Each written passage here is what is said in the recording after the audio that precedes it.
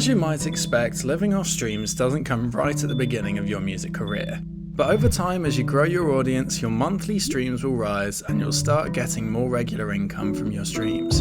But at what point will streams pay for your rent, food and fuel? Well, that's what we're going to look at today.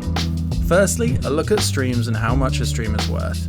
The pay scale for streams is always changing per streaming service, as the amount of money they're able to pay out changes. Then there are two types of stream. These are those that generally come from paid-only streaming platforms, which range from around 1.6 cents per listen to 1 cent. And then there are the services which are free from point of access, which rely on ads for revenue, and tend to price between 0.8 cents and 0.1 cent.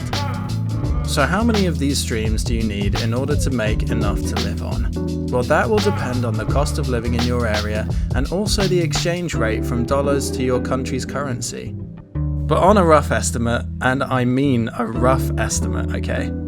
If you live in the UK, you'll need to get somewhere around 500,000 streams a month before you can pay rent, eat and pay your bills on your streaming revenue alone, which would earn you around $1,500 to $2,500. And notice there's a big gap between these estimates, to take into account differing estimates for each store and fluctuations.